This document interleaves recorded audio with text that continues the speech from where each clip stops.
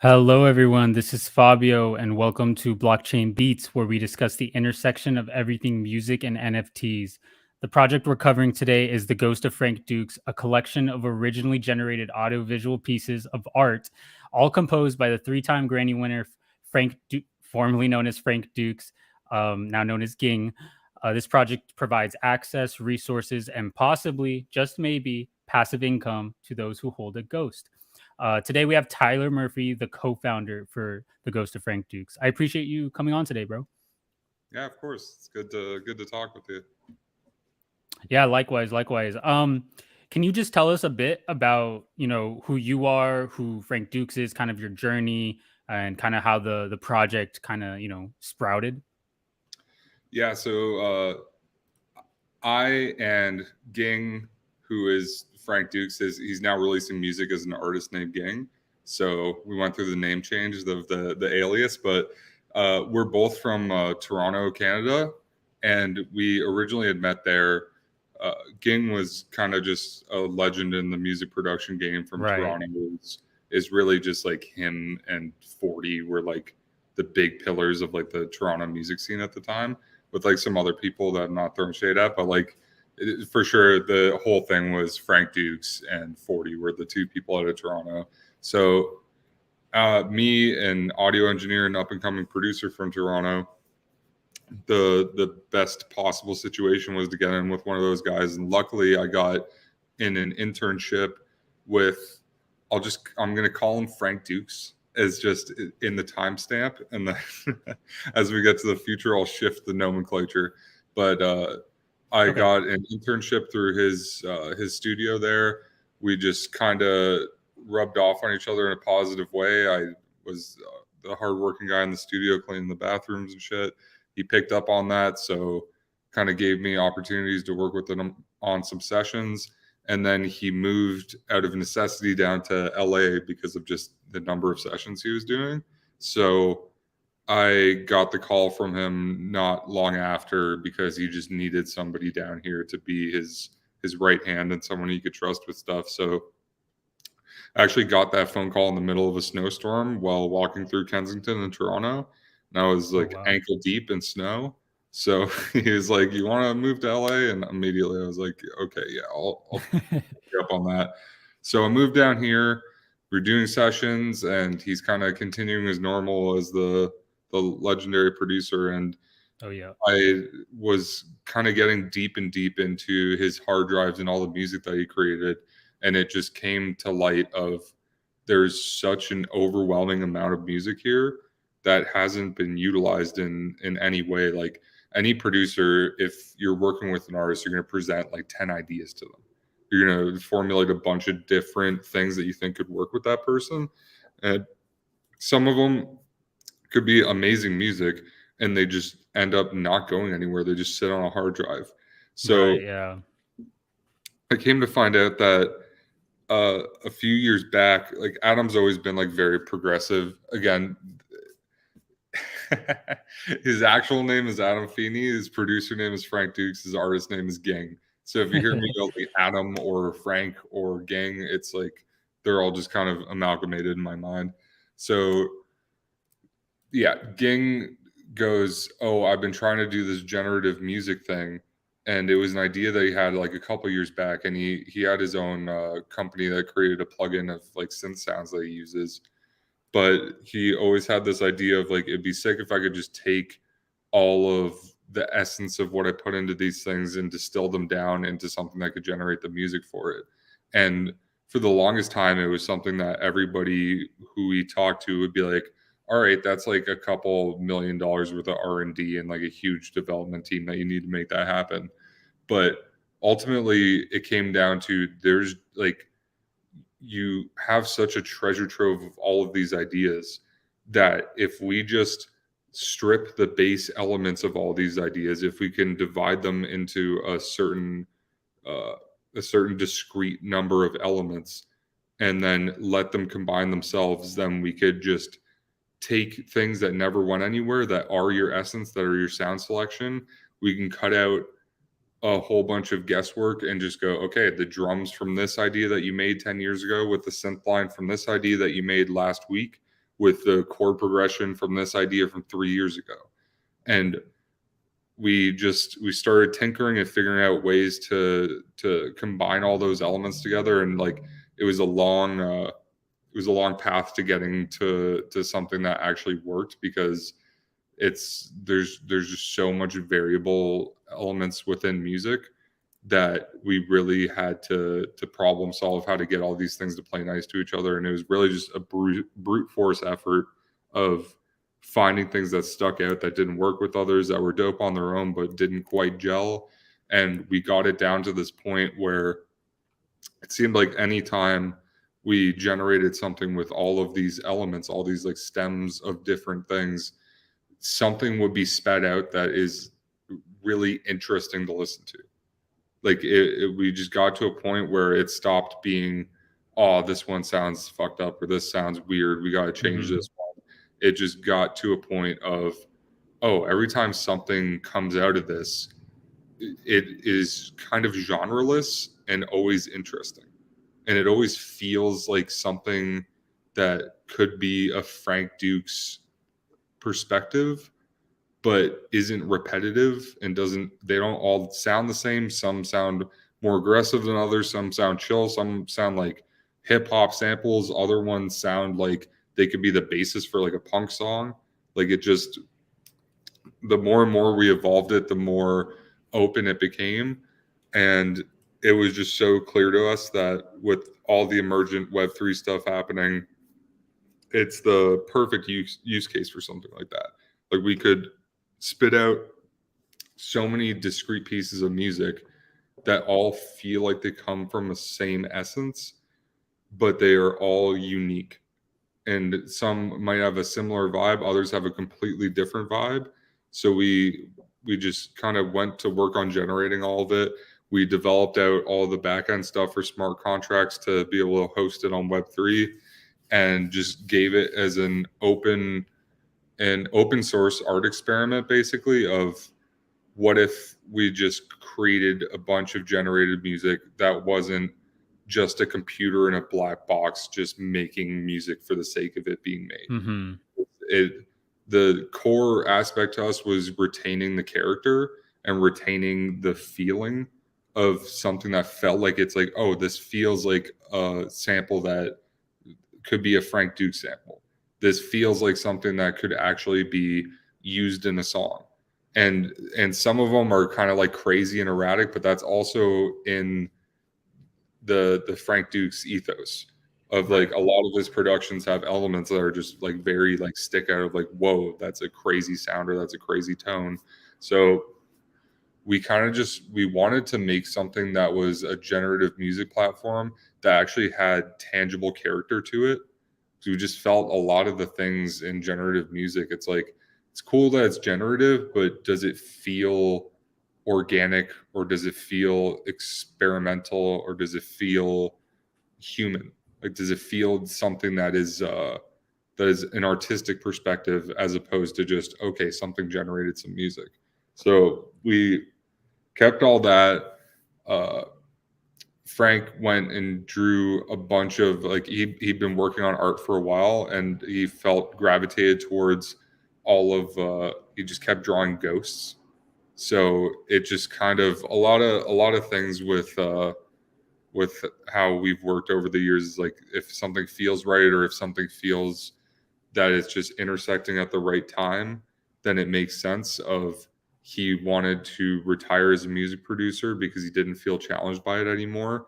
He had this treasure trove of items from his music career that he never really used for anything, that were not going to go anywhere per se. And he felt like he needed to progress on to his own artistry and becoming Ging which is Ging is actually his real Chinese name. He's half Chinese, half Scottish. So in a way, him turning into Ging as an artist is more, here is me as a person in myself. This is the art that this is the music that I've wanted to make just as me as an artist, not serving someone else. But here is all these ghost drawings and all these variations of the art that I've been making over the past little bit. Here is all the music that is, in essence, the graveyard of everything that I've made over the years. And it just kind of, everything fell into place and just seemed to fit. So Ghost was born out of that. We developed it with some of the guys from the Heart Project. Luke was a huge developer on it. He really kind of gave us all of the back end information on how to develop smart contracts and how to get it all on chain. So shout out to Luke from Hearts, and even just all the guys at Hearts. They're doing amazing stuff, and there's a reason that we kind of connected with them and wanted them to be part of things. But yeah, essentially we made this huge library of generated music so that people in the Web3 community can utilize this music. They can own the actual snapshot of the visual audio that is together, which is the calling card for everybody to hear the music with it. And the further down the pike idea with this whole Web3 thing is to make it so that these ghosts are just incredibly easy to be licensed, that anybody who needs music for anything on any Web3 platform can just hit a button and just get a wallet address, where all they have to do when they launch their thing is they don't have to pay upfront upfront money for music to use in their creative endeavors. They don't need to email anybody. They don't need to negotiate anything. It's just a very simple, here, take this wallet address. Depending on what your application is, put in X percentage of your net sales from whatever you're creating on Web3. If you're an artist, put this amount of percentage. If you're developing a video game and you want to release it on Web3, here's a huge music library for you to source from. And just making it dead simple and dead easy for people to use. If you're a music producer, you can own a Ghost, which accesses you an entire sample library that is just continuing to generate with this algorithm. You can just, as you're showing on screen right now, there's the Go sample generator, which is, you can have a variety of different things. If you just want a bunch of drums, then you can just keep generating drums with the same protocol that we use to create the ghosts. All of them are kind of watermarked to what your address is. You connect with your wallet. You need to show that you are an owner. And then if you're going to use anything for your music, you can just clear it through us. And again, super streamlined and simple. We really benefit people who are on Web3. We're kind of leaning into what the future of music is going to be. And I genuinely think that it's going to be a no-brainer for people to just release their music through Web3 platform. Because as somebody in the music industry who's been in the music industry for a long time, I have a front row seat to how people get the short end of the stick, how creatives get the short end of the stick, always in this industry, arguably worse than any other artistic industry. It's brutal that you pour your heart and soul into these works, and because some other entities have the keys to unlockable, whether it's platforms of just, you get the cover on Apple Music or you get on these certain playlists. It's the most obviously gatekept artistic endeavor that there is. It's like even indie movies seem to get an easier time to make revenue and to bring their creators more prosperity through it. It's just 99% of musicians are making nothing off their music. So Web3 music is such a close to my heart idea.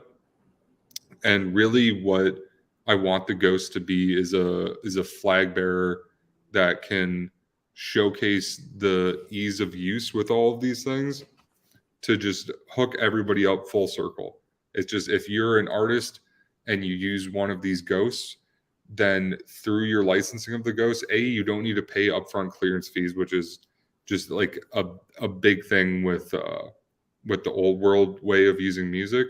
Yeah. Is essentially, if you're not going to be willing to pay that upfront clearance fee, then that is a way of just gatekeeping people out of it.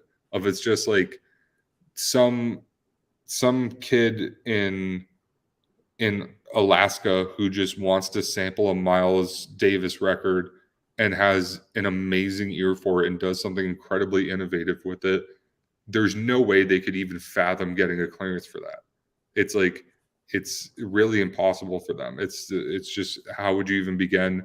Most people aren't even going to try to do anything like that because it's so unfathomable. It's just like, I'm a 17-year-old who wants to make dope music. I'm going to hire a lawyer to like clear a sample.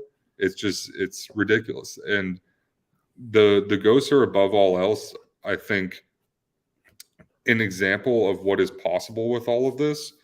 It is an accessible library for people to be able to use a higher quality of music, where you're not just getting this royalty-free generic music from whatever outlet is within your grasp. We're making it so it's like, no, you can use music that is from the mind of a multi-Grammy winning prolific producer. Yeah. And we're not asking anything of you other than to just like hit a license button and just get an address and just put your stuff out on Web3. It's like, we're kind of just incentivizing people to just, Web3 is good for you, so just start to put your stuff on Web3. And the more and more that proliferates and it becomes the standard, it's going to be better for everybody in this art. So, I 100% agree with you. I think, your ethos is, and just, trying to make it more accessible and just easier for people to be not necessarily onboarded, but just like being able to make the music they want to make without those restrictions like clearance fees or even like playlisting and stuff, which is kind of a separate topic, but just acknowledging that those barriers exist and you attempting, and not attempting, you are, reducing those barriers. I want to touch on quite a bit on what you said. One, I was going to ask you about the art. So he created, the various attributes that were, that I'm looking at here. And then it was kind of just dissected and then randomly put together once it's minted. Yeah. So all of the traits, for someone who's not even familiar with the way that any of these NFTs work, is most NFTs are generative through a series of different discrete traits that make what any piece of art would be. So most obvious example of just like, say, Bored Apes is like, right, if certain mouse styles, they'll have like a cigarette hanging out of one, some will have these eyes and stuff. So yeah, all of the ghost art is just all of these separate elements that over a series of months of just in the barn in his house, he just had an art easel set up for it, and Adam Ging Frank just kind of was noodling it away at a bunch of art, and then these things kind of came together extremely naturally, of just going like, oh, you have like a bunch of different styles of eyes that you've been making. It's funny because a lot of these things are kind of just synchronous happenstance, walk up and see all the different forms of art and just going like, wow, ghosts are a very recurring aspect of what you're drawing here. And even some of them that don't necessarily look like this is your standard, like looks like Casper, looks like a ghost. It's like the forms of them all feel like kind of apparitional. So it kind of all just fit together. So it's just sourcing from his art as many different discrete elements, all hand rendered drawings that were happening. The scanning process was insane. Shout out to Joseph for scanning 1 million drawings and just editing out every little piece of them that's possible. But yeah, that was a whole other side to it of just, and the end result is just art that just like, it just looks very like very genuine and from a very like hand render perspective of just some of the combinations get so radical because Yeah. they're just like a goatee with that type of hair and stuff. It's just like you hit these certain melds of the art that are just really interesting. I think it's really cool how you mentioned how the audio portion of it is kind of a culmination of, Frank's, we'll say 10 years or something, just throwing a number out there.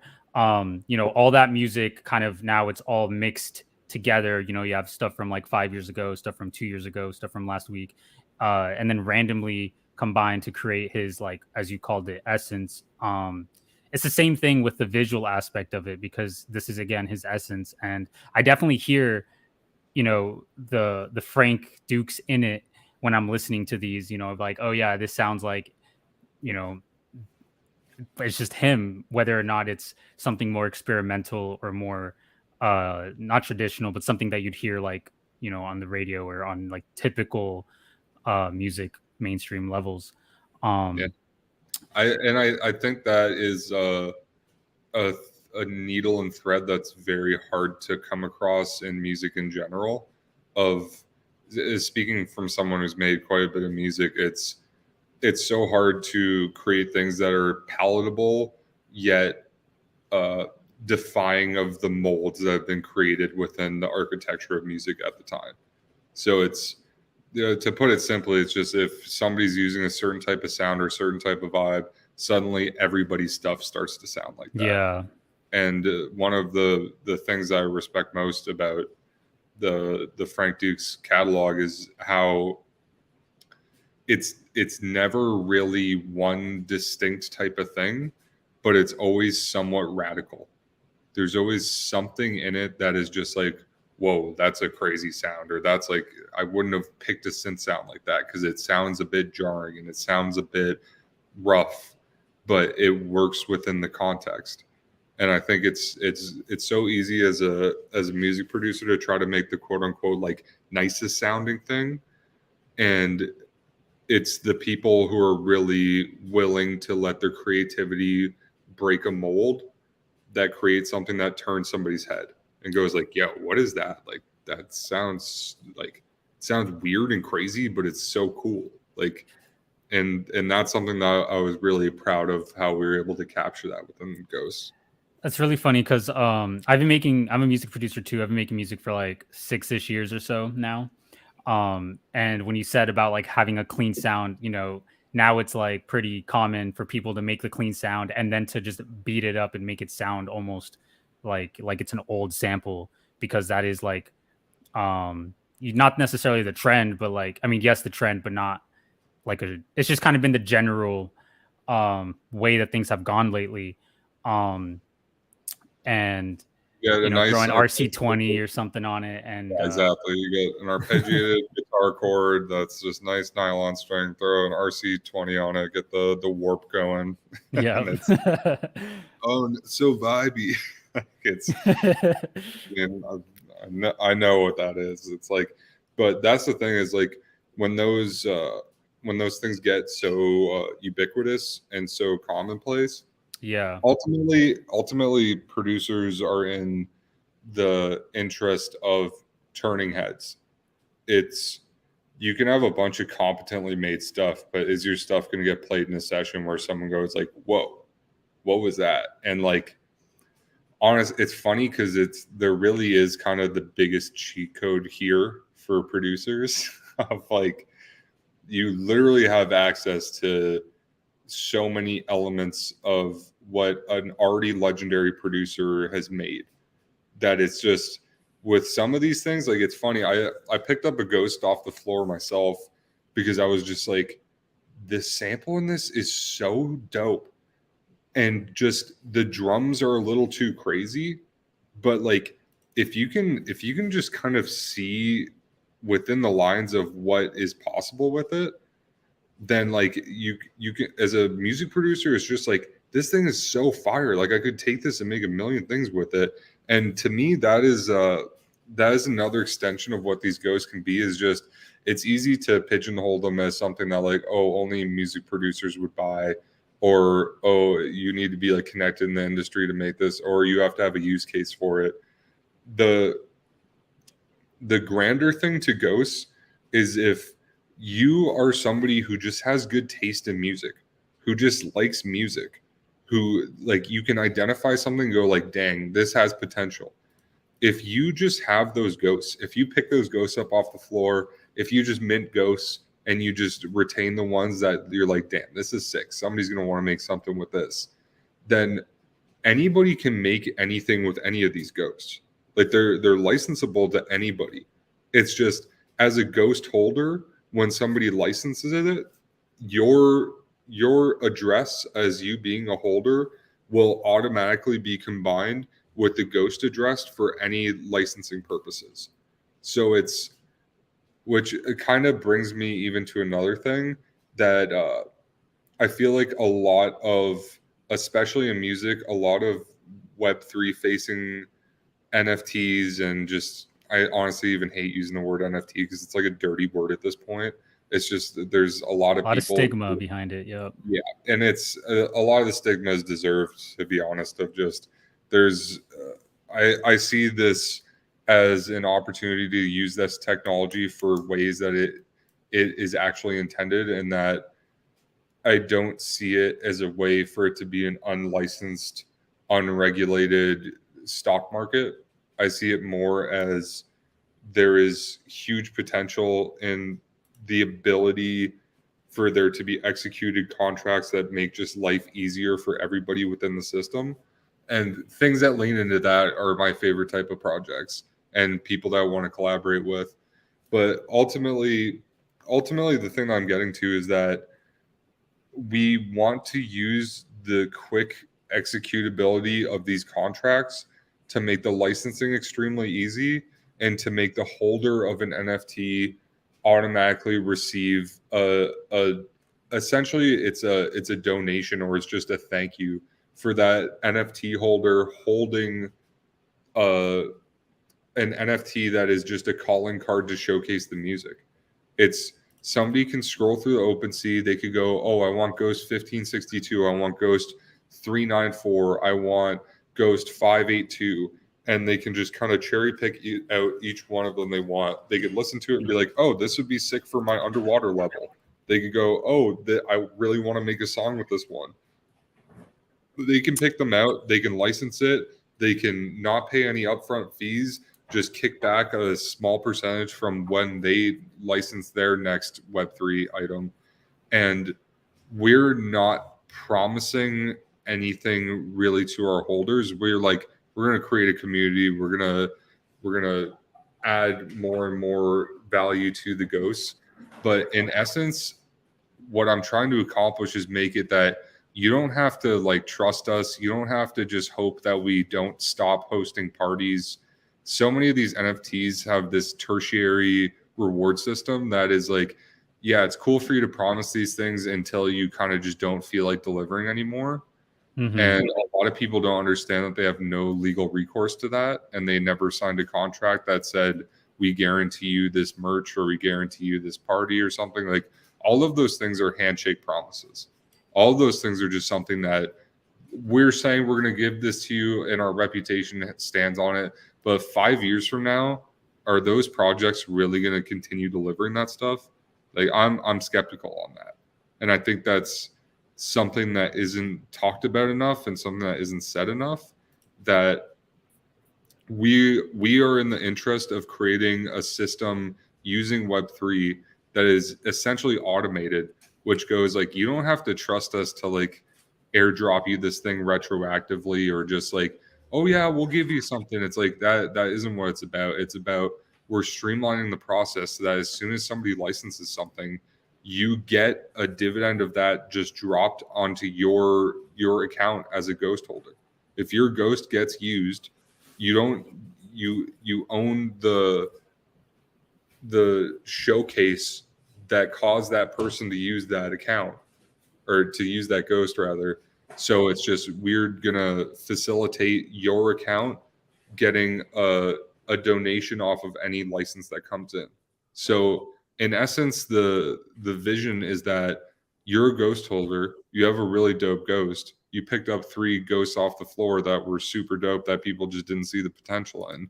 You have this stable of ghosts, you have a portfolio of ghosts, and you're just collecting licensing donations from every one of them that comes in. And it's even an important distinction of the fact that we are not getting licensing we're not getting licensing kickbacks from people using the ghosts and then just deciding like, okay, now we're gonna just airdrop our users, or now everybody gets blank. It's like, by you being a collector and by you picking up things that you think are dope and by you sending them to your friend who makes music and by you putting these things on and by you creating a beat out of this thing, you are in effect just adding more and more to your portfolio. And it's not something you need to worry about us. Oh yeah, we got you on the back end. It's like, no, as soon as it's executed, you will be a part of that, and you'll be a part of that forever. It's like 10 years from now, your wallet will still be getting licenses from ghosts. And it's, we're not doing anything to facilitate that happening. It's all being executed on chain. That to me is, how do we make this technology work for us and make these things happen automatically and immutably and without anybody having to fucking sign something with you or contact you by email or tell you this thing or this thing. It's just like, if you have 100 ghosts, you're just going to keep getting these donations in from licenses that get executed. And like, I could be dead and Ging could be dead, and you're still just like, it's just, we're setting up that architecture, and that's a very important part to me, because that is not a promise. That's not just like some handshake backend thing. That's baked into the way that we're rolling this out. Yeah, it shows. You know, you can still mint these ghosts, by the way. They're only at roughly 2K, I think. Yeah, 2K-ish. So I mean, there's still a ton of ghosts to be out there to be minted, and like, that hasn't, you know, stopped y'all from doing what you're doing. Like, even before 2K, you had in the roadmap and in the announcements, you know, you rolled out the being able to download any ghost if you have the number for it, being able to download the we'll get into this, but it's the sample pack selected handpicked selected ghosts that you can buy on Kingsway if you do not hold a ghost. But if you hold a ghost, then you are able to just click here and download it. Interesting. And then it also has the melody generator that we talked about. Well, more than the melody. I wanted to play one of these because I was messing around with this earlier, and like, yeah, there's some that are like, whoa, I don't even know what I would do with this. But then there's other ones that I'm like, oh, I know exactly like the vision that I have for this melody. Would you be down to hear a few? Yeah, of course. Yeah, it's a fun tool to use. All right, give me a moment. And I was gonna ask you too, since we're waiting. I was gonna ask you about the roadmap, because I noticed personally that phase 1 was all good and phase 3 was kind of good, but 2 and 4 were kind of, so is it kind of just is it kind of just like whatever is getting done is getting done? Because obviously it didn't go in order. Not that that necessarily matters, but it was an interesting distinction to see. So basically, a big priority that we have is creating value for holders as immediately as possible. So originally, parts of the roadmap were only supposed to be unveiled as a post sellout from the project. Okay. And it just came down to a decision of like, people are here, people are part of this, and we want to give them assets immediately. We want to give them something to just have fun with while the rest of it happens. So that is why like elements from phase 3 we just pumped up into the first part. The roadmap that you're looking at now, I think, is an updated version, but ultimately the truth of the matter is this, is that we are going to make decisions that benefit our community as the highest level decisions that we can make. We want people who are in the community and people who are currently in it to reap the most reward. And like a roadmap is essentially just here's the slate of what you can expect in the future, Right. regardless of whether it's like here's a thing in phase 3 or here's the thing in phase 2. Our efforts are solely in the idea of what will benefit people the most. And in the short term, the thing that we thought would benefit people the most is giving them easy access to download ghosts. If you're a ghost holder, you can download any ghost and you can get stems for them automatically.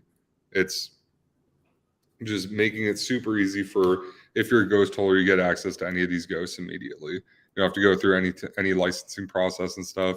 The other thing is that if you are a ghost holder and you want to use your own ghost, then like you're totally clear to use that.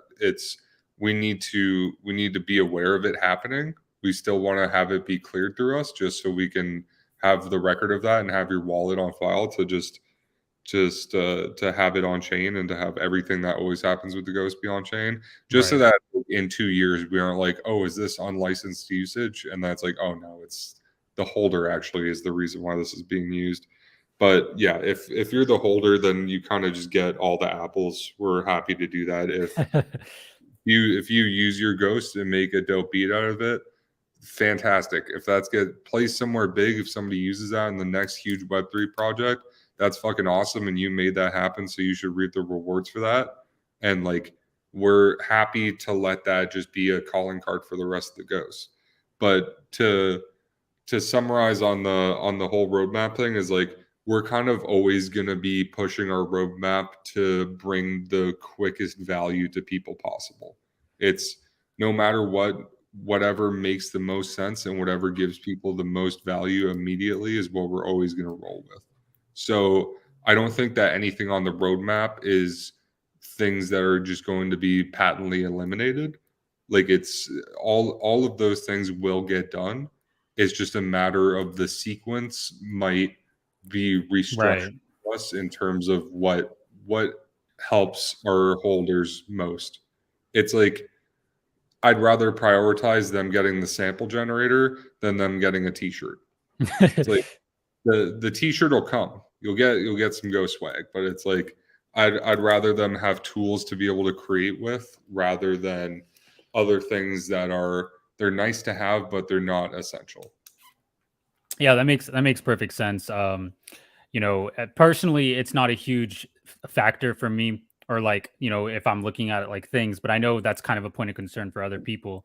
But yeah, like, this is the plan that you originally had, and it changes, and a good plan is not a good plan if it's not a, able to change, in real time. So, it's really cool that you prioritize the things that you thought would be more valuable to holders and the overall community. And Yeah, I oh, think part of it too is just being very forthright of like we didn't to give the counter example of what I just said, we didn't skip a bunch of like really looked forward to essential things to just be like, actually, we're not going to do that yet, but like we have t-shirts. Like in the opposite realm, it wouldn't like that. That to me is like a dishonest move. It's ultimately all of these things it's our reputation and it's what we see as most applicable to our members and what our members are asking for and what they'd like. mhm. So honestly, it's like a roadmap is just a list of things on a to-do list, and some things jump ahead of other things. And like it's always with the best intentions that we will reshift or we will then continue down the path of things. Like it's like, to be honest, there's probably a handful of things that aren't on the roadmap yet that are like, it's like the entire like Web3 licensing arm of all this stuff is a relatively new addition to the project. And it's like I'm super stoked to talk about it because to me, it's leaning into the future of what all Web3 things will be. And it's like, I want to reward people on Web3 most. It's if you're buying into a Web3 project for whatever, to like, oh, for this, like for like an event or whatever, it's like those things are cool, but that isn't the future. Like that isn't truly what is going to push the needle in these worlds. And I'm very invested in pushing the needle, because that is what will net our holders to the highest degree. It's we need things that are forward thinking, and things that will progress the entire conversation about what Web3 means and the opportunities it creates for people. And to me, that is my highest priority. I want everybody in our community to just be like, I'm so glad you didn't do this thing or this thing and you focused on this, because that is what we need.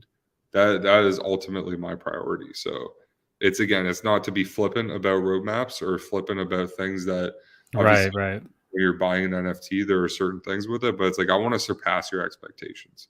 I don't want to just deliver on minimums. I want to surpass what you thought was possible with the project. Yeah, I mean, transparency is definitely key, and you definitely had that, in the announcements I've seen in your Discord, that you're just always being transparent, communicating with the community, which is definitely a core part of maintaining and growing a community together. I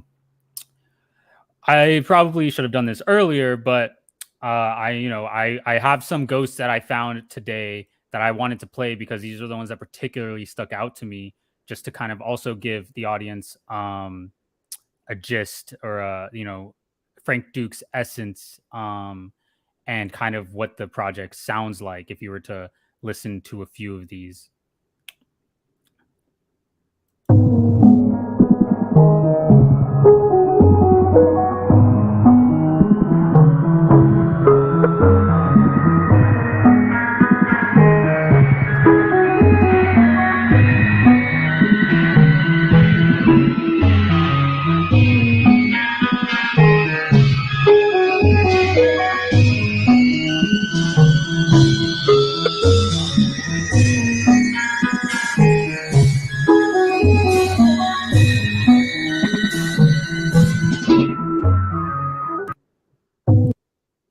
Yeah, I thought this one was really cool, because I mean, this one didn't have drums, and usually everyone I hear has drums. I mean, it was light, but I wouldn't really categorize it as like a drum heavy thing.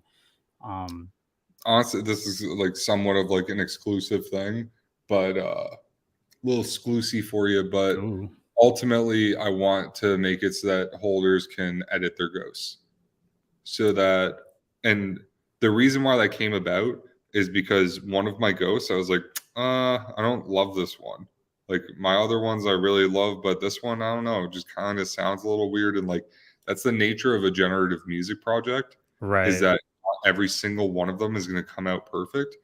But I went into the source files for that. I got the stems for it, and I turned down one of the melody parts, and it was so dope. I was like, oh my God, there's just one element of it that there's just these freak occurrences where it's just the syntax of certain musical ideas, just they might clash with each other no matter what you do. It's Right. just there's sometimes it creates this beautiful magic moment. That last one was so sick, by the way. Like that was so like it's like usually when I hear like kind of generative music, it's like, okay, it's like it's somewhat interesting, like electronic music, but it's like I could hear that on like a future record, like That's tomorrow. what I'm saying, is that that one was one of the few that I could actually be like, oh, this one could definitely get placed like with the right, arrangement and just like production to it. It's so funny. It's like nobody has heard these more than me. Nobody's heard so many iterations of this project of just version after version after version. At a certain point, I was losing my mind. Like back in like That makes December, sense. it was just like it was crazy. It was just every day for hours and hours a day of me vetting all these and just finding issues and stuff. But they still like make me smile, and they still like kind of like make me giggle of like damn, this is so dope. Like, it's so sick that that's in there. Of like, there's all these gems that are in there, and like, to get back to what I was saying about like, I want to make it so it's like if you're a ghost holder, you have access to just a very simplistic mixer for your ghost. That's just here's the six knobs that are the different elements of drums, whatever, and then just a very simple sequencer where it's like it's nothing complicated. It's like my dad could figure out how to use it and just play around with it and have fun with it. But to let people take their ghosts that might be a victim of just like one little weird element, or oh, this thing has banging drums and it doesn't really support banging drums. Okay, you can turn your drums down and then you can update the metadata on it, and now your ghost is in the best light possible according to you. That would Which, be really groundbreaking, I think, because you might have some producer out there who's looking through these that may find, say this ghost and not like something about it, but then they might change it, and then that producer ends up sampling it and using it in some record. well, exactly, and it's like it creates a bit more. It creates a bit more of your personality being True. injected into these two. Of it's just all of the source materials are so dope that like we it's not like the art is the way it is and you can't touch anything about it. It's like if your ghost would serve better from you just making it straight up drums and the one melody line, and it's just like, damn, this is awesome, like this is so dope. Or maybe just the drums and the melody line for the first thing, and then on this back half everything else comes crashing in. Like, it's like it only benefits our holders to have the best foot forward and to have the coolest sounding stuff out there, and for them to present their ghosts in the best way possible. Because I was just like, man, my one ghost would sound better if I just turned down this one element. How I can't pretend I didn't see that. So it's like there is that. What's the solution to it? I just want holders to have even more pride in their ghosts and be like, yo, check this out. I kind of like, I made this doper by me figuring out this thing on it. And then a music director, a producer, an artist who wants to use ghosts for their songs can scroll through these ghosts and just be like, these are all so strong. And now it's just turning into which one do I like the most? It's not to say that the source material isn't already super strong. Like, it's the most inspiring music I've heard in a generative music project. But that to me is a real game changer in terms of you can't really interact with your own NFT at this point. Yeah. You're kind of just given something, and for better or worse, that's the thing you got. And like, to me, that it adds a whole other level of just engagement with our holders and trust in our holders, and holders getting to have some power over what their their uh, their NFT is. It's yeah. So again, that's just a thing that's going to come, and it's it's going to Yeah, come and I just can't wait for when that becomes, available. I will definitely be playing with the two that I own and possibly more in the future. Um, I wanted to do the sample generator real quick. I know we were kind of running on time. So this is the one that I generated earlier. I haven't listened to it yet. Um, and yeah, we might play like one or two, and just to kind of get the idea of how this would work if you're a holder.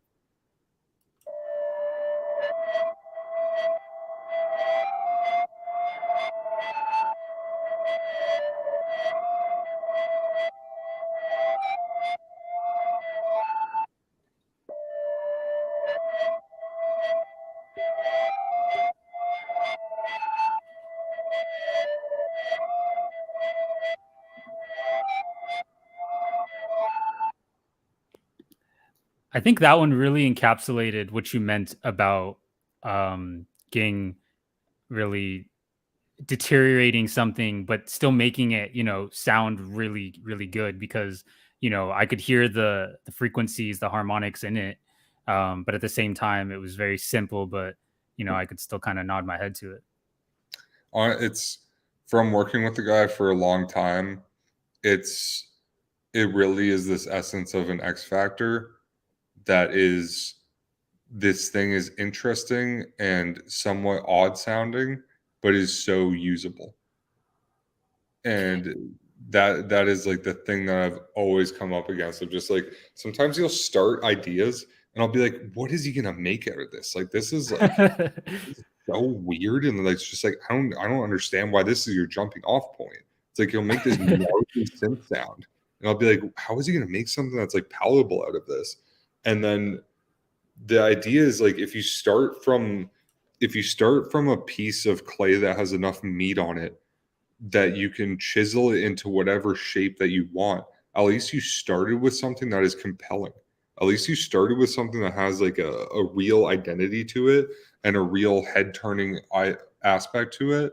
And then the artistry comes in within that as well, of just, can you take that thing and now make something that people are like, whoa, that's fucking dope. Like, anybody can make soothing sounds. Anybody can make things that sound like, oh yeah, that's a nice piano sound that has like a little tape orble in it. Like, wow, it's just like, there's so many Classic. things that yeah, it's like there's just these boilerplatey things.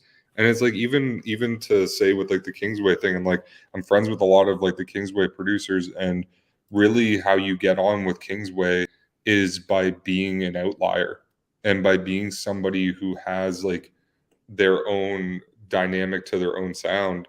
And that's something that you takes a long time to form, and that isn't easily replicatable. And it's just like, Adam has done it for damn near 20 years and created this signature sound that so many producers, like, they get samples from him and they want to use his samples because they sound different. They just stick out as something unique. So that is what Adam created, this entire stable. Ging, Frank Dukes, you get it. Created this whole stable of all these producers that he's platformed for being unique. And now he's taking his essence and distilling it down into something that a bunch of creatives can use and add their own flavor to and contribute to and platform the next generation of people. It's just doing it in the Web3 capability. It's taking the innovation that has already been seen with Kingsway and then amplifying it to even another level with the Web3 stuff. And also, like, just benefiting people who, like, you aren't in music, you don't know anything about music. This is just a quality NFT to have in your stable, of just, if you're going to be collecting NFTs that are going to be changing the game in the future, the guy who already has changed the game in music is a pretty safe bet. It's like it's a pretty it's a pretty no-brainer move to make. And especially with the vision that we have for the future, with the innovations that we're going to be coming out with it, we are truly kind of in the infancy.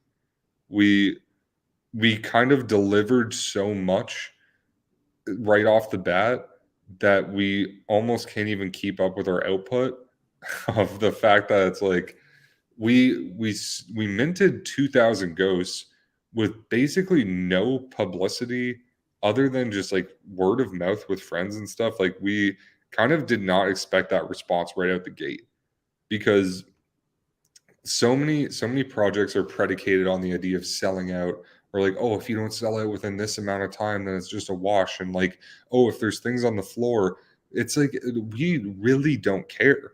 It's not about just selling out immediately, because that isn't how our holders will get value. Like, that, we're not creating a bubble of an inflated value for an NFT so that in 3 years you look back on it and go like, damn, maybe I should have sold that in the top of the bubble because now people kind of don't really care about it. It's, we're making something that's like, in 10 years you're going to be so happy that you have these in your wallet, because it's just like, damn, I'm like a holder of a bunch of sick music, of a great music library, and the people who made this thing care, and they're innovating things on Web3. They're platforming Web3 music moving forward. They're giving opportunities to creatives to allow them to have dope music for their Web3 projects. So instead of it just being like, okay, I'm a video game designer who wants a soundtrack for my thing. I need to now convince the person making the soundtrack to be cool with Web3 stuff. I now need to use whatever's in my grasp because I can't pay somebody to make music for it. So I just need to like rely on goodwill or get bad music from somebody who's just willing to make music for free. It's just like you can get music created by one of music's best creators for free to use in your project with the added incentive of if you use this on Web3, it's super easy for you. It's like it's such a series of just no-brainers that it's what excites me most about it. It's what makes me wake up and want to create the next innovative aspect of this and to flesh out this next idea and to find a way to get even more value to our holders is because I've been in music for years and I want to see it change. I want to see the fundamental way that music functions and how it interfaces with our society. It needs to change because it's a joke at this point. It's insane. I see people making music NFTs of like, oh, top tier, you'll get 0.009% of streaming revenue. Or like if it's 1% of streaming revenue, you get 1 million streams on that song and you're going to earn $4. Like it's the way that the system works is insane. And the incentives that people in the music Web3 atmosphere are giving are so infinitesimal that it's insulting to me. And I want to change that. I want to make it so it's just like, not only are we not like milking you dry or giving you like, oh yeah, you pay us like $300 for an NFT and then we'll give you 0.01% of streaming revenue. Or if it's 6% of streaming revenue, it's still a joke. It's still like laughable. It's like you have 100 million streams, you're gonna make like $4,000 off of it. Like it's taking advantage of people who don't understand how the music industry works, in my opinion. And I'm interested in making NFTs not a dirty word for people. I'm interested in using the technology for what is most progressive. I'm interested in actually using chain to make all these things execute that doesn't have to go through these intermediaries.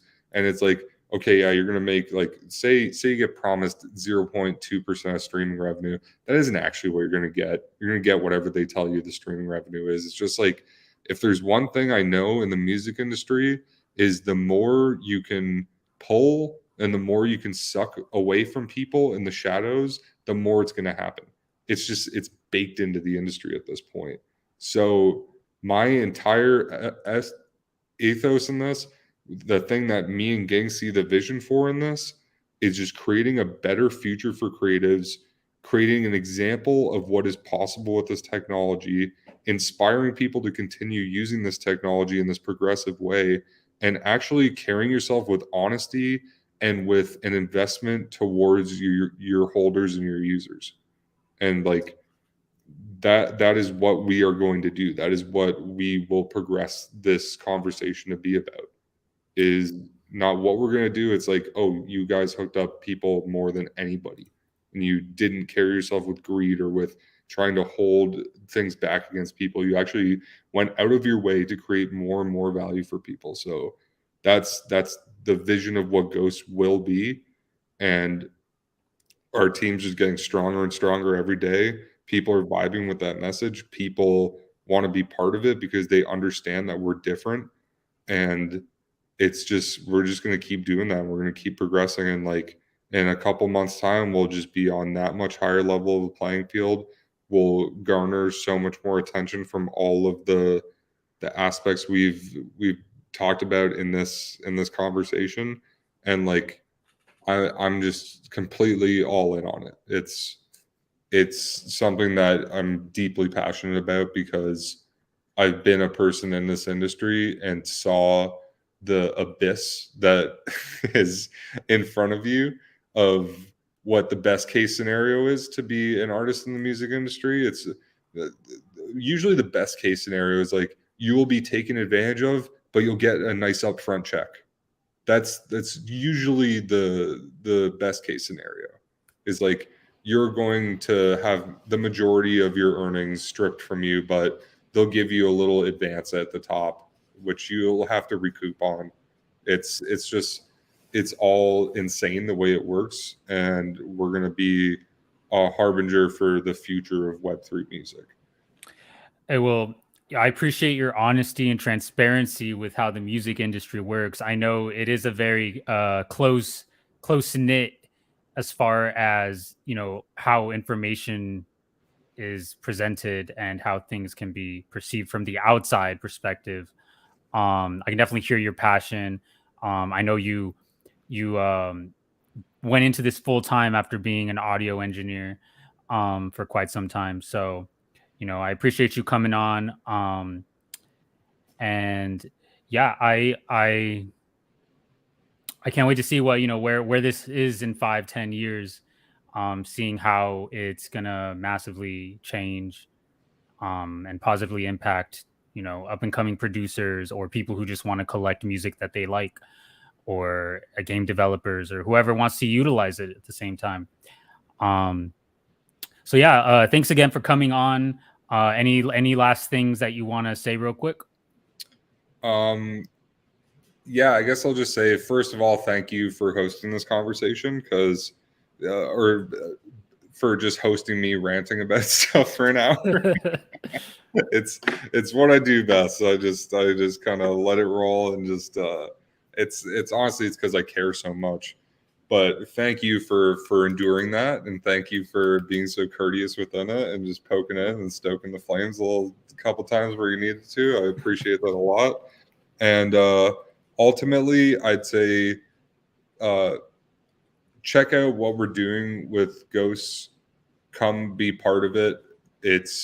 We're going to be changing where the needle lies with what music NFTs are at. I think there's a big appetite for it, of people going like, music NFTs, why aren't they more of a come up? Why are they doing the thing? And it's like, honestly, it's because we're going to blow the doors off of it, and we are creating this groundwork infrastructure that is bulletproof and adds as much value for the individual holder as possible and for our community as a whole.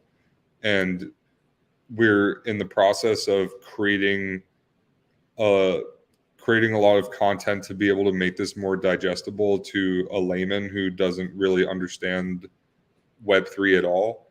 It's a big priority to us to make it so that this doesn't seem like some weird, scary thing that you have to be like a web developer to understand. It's weird. We're trying to remove the barriers of this breadth of knowledge that you have to have in order to walk through the doors. We want it to be like, my dad, who doesn't even know how to use Facebook, can watch a video about how the ghosts work and go, dang, that's a cool idea. I want to be part of that thing. So again, we're very much in our infancy. There's a lot of seats left at the table. We're happy to bring anybody in on the table, happy to include anybody who has opinions or thoughts of the way things should go. I got so many great comments from people in our Discord, just like suggesting good ideas to me, and I'm like, dang, that's a great idea. As you mentioned earlier, I'm stepping away from audio engineering to do Ghost full time. My replacement for audio engineering is somebody who we met through the Discord. The two people who were closest with me are from the Discord. The social media manager that we're talking with right now and developing our marketing strategy with is from our Discord. Anybody who gets into our Discord and is a potential help to our team and is potentially somebody that we'd want to hire on and want to collaborate with, we take our Discord people first above anybody else. It's the first interview I'm going to do. It's the first person I'm going to talk to is somebody from our Discord. So really, Ghost of Frank Duke's project. Visit the. Is there a way for you to link some URLs in here for Yeah, those? yeah. I can you know, plug it in the Discord and end up Yeah, on. I could say a bunch of URLs, but nobody's going to sit there with a pen and paper and write them down. So, well, Ghost of Frank Duke's. It's going to continue to be at the forefront of what music NFTs are capable of. And anybody who's in on this foundation is going to be extremely grateful that they were, and be given a lot of opportunity to grow with us as we continue to grow. So I'll leave it at that. All right. Well, thanks again for coming on. Production value. Look forward to just seeing what y'all got do in the future. I'll keep my eye out. I've been a holder since it released, so very excited. That's awesome. That's awesome. You're a holder, do. by the way. I didn't know that until we started this conversation. So that's cool. Yeah. All right. Thanks everyone for coming on. I'll see you next time, and wishing you the best. All right. Bye.